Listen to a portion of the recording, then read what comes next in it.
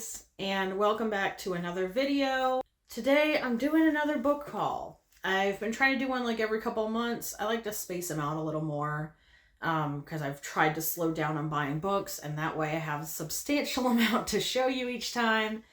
So I'm not going to give too much of an intro here. I am a little more organized than normal for this, and I'm trying to get that way in general with my hauls, trying to get kind of a system set up. So I have new books, new, gift card, and then used books. And I'm going to actually give some actual numbers this time. I keep saying I'm going to do that, but I'm actually going to do it. And the whole point of kind of being transparent about the actual money spent, BookTube gets a little bit of a bad rap because, it's very hyper consumeristic. We buy a lot of books, and I like to encourage people to use your library, first of all, because then you don't have to pay anything, okay? Nothing. Go to your library. You can get books for free. And if they don't have them right then, you can put them on hold, get them in a couple weeks. It's great. Secondly, if you are collecting books, in addition to just reading them, I really encourage you to purchase them used if you can. I will try to put some online used bookstore resources right over here. You should check out if you don't have a local store that you're actually able to go to the physical location. I'm fortunate enough that I can. We have a couple. We have 2 Second and Charles in my area, but then we also have a local used bookstore that's independent. Yeah, so when I say new books in this video, that means I paid cash money for it. This is money that came out of my pocket, out of my earnings, out of my income. When I say gift card, it's because I get Barnes & Noble gift card rewards for my credit card. And then used books are all going to be ones that I bought with store credit at the used bookstore. Aside from actual independent used bookstores, you can totally go to Goodwill and find books. So try that too. The reason I am being transparent primarily about the cost of things is because I'm going to give a little rundown at the end and what I would have spent if I bought all of these books out of my own pocket versus what I actually spent. So this is to highlight, if you use your library, first of all, you're not going to pay anything. That's the best route you can go. But if you have a used bookstore available to you and you're not using it, what are you doing? If you buy a lot of books, please try to buy them used. Really, it will save you a ton of money, a ton. And this is to kind of demonstrate that. So this is something I've wanted to do in my hauls for quite some time. It takes a lot of energy. I have to run a bunch of math before I do my videos, so I've put it off, but I finally got organized to fucking do it. So without further ado, let's just get into it. I want to show you the books that I bought. So starting with the few new books that I bought, I did buy Radiant. This is number 4. So I bought Radiant number 4, $10 out of my own pocket. And I also bought Radiant number 5, another $10. Manga stings. When you pay for it out of pocket, it can be, I read these in an hour. Just want to say that your library also has graphic novels and manga available to you. My used bookstore does. Most will as well. They'll have a section for that. So we got a couple comic books. These are actually brand new. We bought them yesterday. Saturday, the first Saturday of every May is Free Comic Book Day, if you don't already know. So comic book stores around the country host events usually, and offer a bunch of free comics for people who, to encourage kids to get into reading graphic novels for adults. Our store, this is the first year that they did this particular thing. They had a trade paperback sale. So you could get, you could get 10 of them for $20, or they were $5 each. It was fucking crowded. It was wild. Without going into too much detail, I didn't really like being there. We had regular stuff we had to pick up, but some of the people there, I don't know if they're regulars or not, but they were being really pushy. It was really crowded and uncomfortable. And also by the time we got there, it was after 1 o'clock. So that's after the event usually ends, and they were pretty picked over. So we weren't able to find 10 of them, but we did find 5. So it did save us money. So we got some artifacts. These are just some ones we're missing in our collection. I do really like Witchblade, and then anything in that universe that has to do with Witchblade, so I am excited to have these. We got Artifacts Origins Firstborn, $5. The normal Artifacts, volume 5, and Artifacts number 6. And last but not least, on my list of new books that I bought for myself, we finally splurged one weekend and got Saga volume number 3. I don't read these. These are for my permanent collection, but I've already read the story up to this point in the issues, and right now there's new issues coming out. I don't think we're going to get very many before they go on another break, unfortunately. We just put this off because this is just for our collection. And it will probably never be opened unless I really want to reread the series. But yes, $50 for this. These are steep, but they're hardback. They look really good on a shelf altogether. There's quite a few other ones, especially Remender comics that I'm like dying to have, but I can't splurge on them all the time. They're rough. All right, and then moving into the books that I got with my gift cards, Zom 102, $13, and then Zom 105, which was also $13, and this was to get me to a point where I could finish reading because I had a gap in my collection. So I had 1, 3, and 4, so now I have 1 through 5. I've only read number 1, and now I'm going to read 2 through 5. Moving into some of the normal like novels that I bought Clara and the Sun. This was $17. This is a sci-fi, I don't think it's a fantasy, but it's a sci-fi. From my understanding, it's kind of like the AI becomes somewhat sentient. I know it explores like what does it mean to love, and I'm really curious in terms of AI, artificial intelligence, robots, and the theme of like love and humanity. So this sounds like it'll be really interesting. I am eager to get to this pretty soon. It's on the shorter side, and it's won a bunch of awards. A lot of people really like this book, so I was excited to pick it up. And then I bought Promises and Pomegranates. My Barnes & Nobles, like most people, started carrying a lot of indie authors because of Book Talk, so I was excited to pick this up.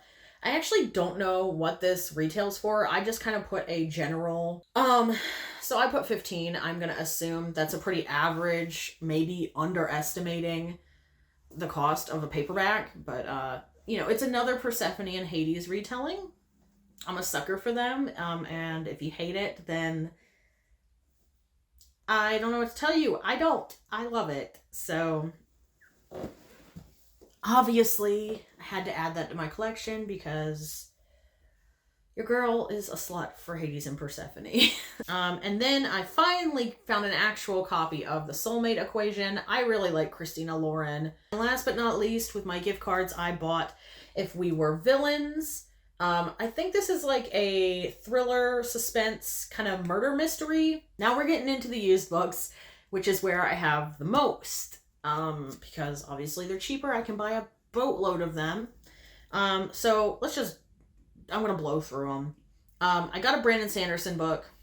I like Mistborn. I didn't like Stormlight Archive. I kind of got, I don't know, I didn't hate it. It wouldn't make me angry. But it just bored me. It was a lot. It was a little like overdone, in my opinion. And I got bored and didn't want to read it anymore. But I did like Mistborn. So I bought Elantris. And this was $9.50 used. I also bought a copy of Stardust. This is one that I don't have in my Neil Gaiman collection. I would have preferred not to have the mass market, but it is what it is. This was $6.50. I do like, it has the window, like an old style window, and I do like that. I think that's kind of cool. So it's in pretty good condition. I bought The Kingdom of Gods by N.K. Jemisin. This is the third book in the Inheritance trilogy. I think I own all of them now, and I own them all in mass market paperback, so that's cool. This was $5.74. $5.75. I bought Crazy Rich Asians, which I think is like a contemporary romance drama. I know there's like a whole TV show. This is an older book. When it first came out, people really liked it. I only picked this up because it was $1.50. Had it been any more, I would have been like, it's older. I don't really care. Pass. But for $1.50. I also got The Killing Fog. This is, I think, Jeff Wheeler's like newest book. It did come out pretty recently. This was $7. This looks brand new. Another one that I was really excited when I found it. I was like, no freaking way, because I've been wanting to read this. My library, I don't think, has it. I haven't been able to get it on Kindle super cheap. And that is Senlin Ascends. This is the first book in this series. I got it for $6. I was hype when I saw this. I passed on this one on one trip, and then when I went back on Friday this week, I decided, because it caught my eye again, I decided I'm just going to take the plunge. It has okay ratings online, so I'm willing to take a risk here. And that is The Vagrant. This one I bought on a whim. Sometimes I do that. This was $5. For $5, I can take a little bit of a risk and make up my own mind. I've got 3 more here. So I got Persephone Station in hardback, $10.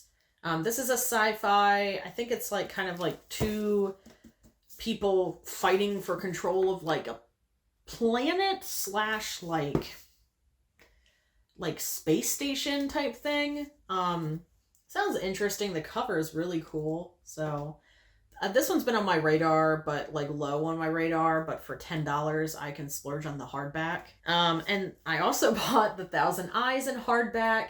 This was $24. So it's pretty close to new retail price.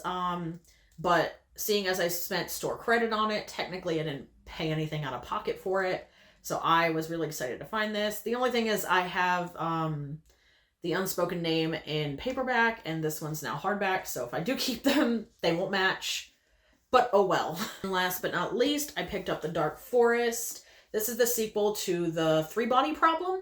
It's a Chinese translated work. It's science fiction. I bought this for $2.25. I already own The Three-Body Problem. I also bought it used there, so I'm excited to have this. This looks like maybe it came from a discount.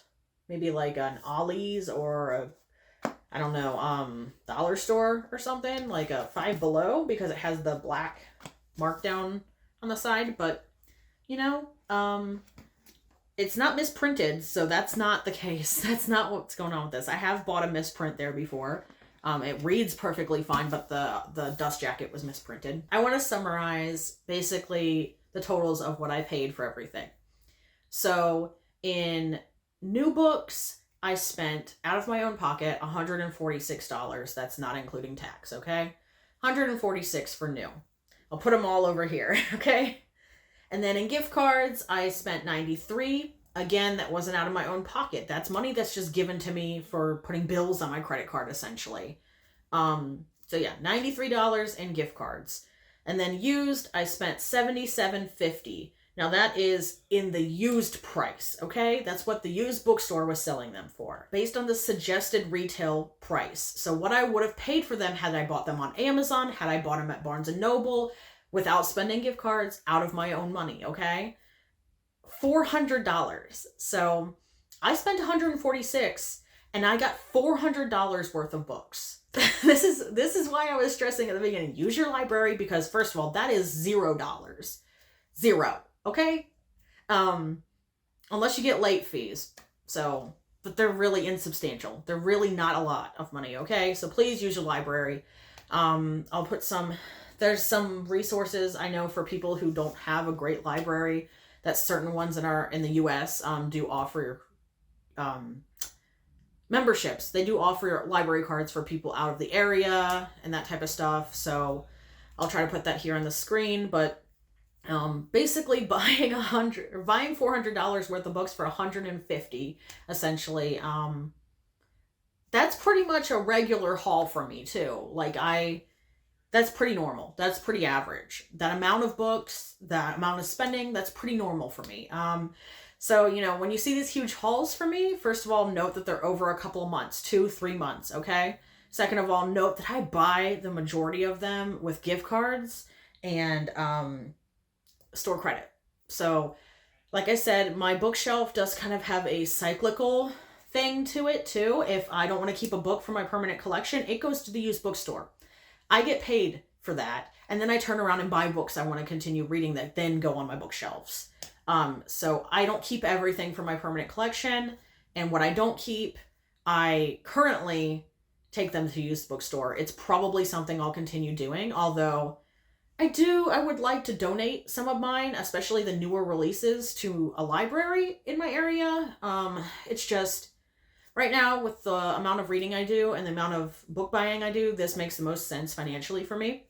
Anyways, guys, thanks for watching. I hope you enjoyed this video. I really hope that being really transparent about the numbers and everything encouraged you to try this out for yourself. I hope it maybe put into perspective perhaps what other people do. I don't know how everybody spends their money on BookTube, but this is what I do, and I know quite a few people who do also buy books used and do use their public library. So anyways, I hope you liked this video. If you did, please give it a thumbs up. Please consider subscribing if you'd like to see more from me. And like always, I'll see you guys in the next one. Bye.